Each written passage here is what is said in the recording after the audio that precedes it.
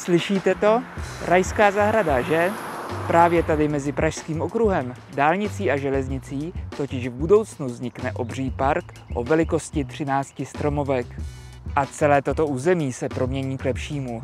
Ahoj, jsem Daniel Kotula z realitní kanceláře Kotula a každý týden pro vás točíme nová videa o zajímavých místech a věcech v Praze a jak se zorientovat na realitním trhu.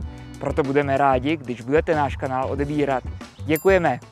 Dnes vám představíme vizi a detaily nového největšího pražského parku Soutok.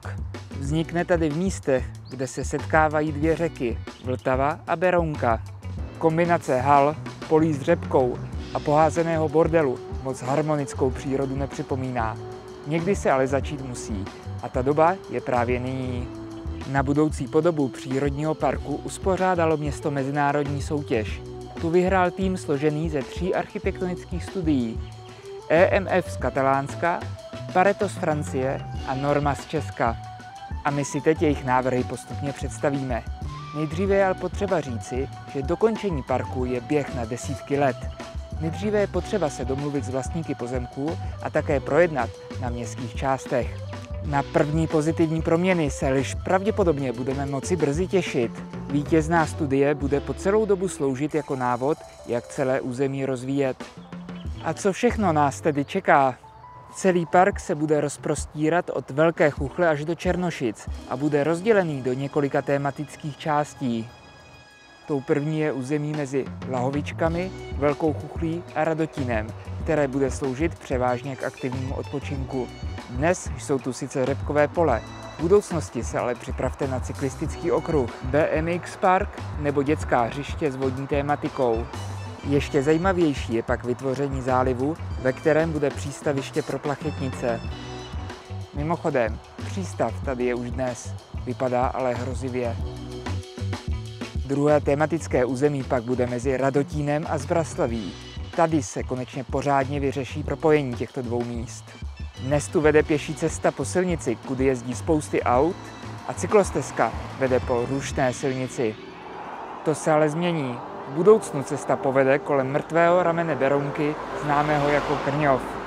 To bude celkově prodlouženo tak, aby voda tekla podél cesty od Radotína až po Zbraslavský zámek. To ale není zdaleka všechno. Na těchto polích vznikne lagunový park z ostrůvky, písečnými plážemi nebo pozorovatelnou ptáků. To vše protkáno cestičkami, cyklostezkami a lesíky. Musím říci, že tohle vypadá hodně lákavě. A jak bude vypadat pás mezi Lipenci a Berounkou? I tady jsou převážně pole, ale najdeme tu i 2 fungující místa, která zůstanou v současné podobě a stanou se součástí parku. Tím prvním místem je golfové hřiště, tím druhým pak velkotržnice. A jak už název napovídá, je to tu skutečně obří. Pro lidi, co rádi nakupují, je to tu ráj. Najdete tu prakticky cokoliv, od drogérie přes alkohol až po ovoce a zeleninu. Pokud toto místo neznáte, stojí za to se sem zastavit. Připravte se ale na trochu speciální otevírací dobu. Prodej tu začíná ve 4 hodiny ráno a končí maximálně ve 2 odpoledne. My ale pojďme od nakupování k budoucím proměnám. V této části je totiž kromě parku plánovaná taky nějaká výstavba. Přímo vedle tržnice by měla vzniknout budova pro správu parku. To by nebyla studie, kdyby se v ní nepočítalo i s výstavbou domů. Studie navrhuje výstavbu cirka 200 rodinných domků hned vedle Lipenců. S komorní výstavbou se pak počítá i u Berounky v Dolních Počernicích. Musím říci, že zrovna tady se mi to moc líbí a dokázal bych si představit tady bydlet.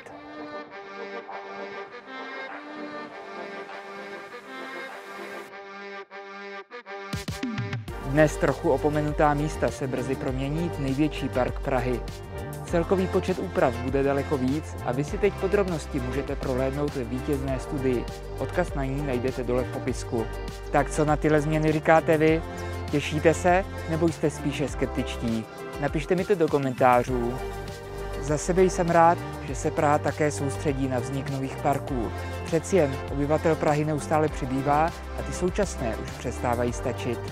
Třeba u nás ve Stromovce mám někdy pocit, že je tam při hezkém víkendu víc lidí než třeba na Václaváku.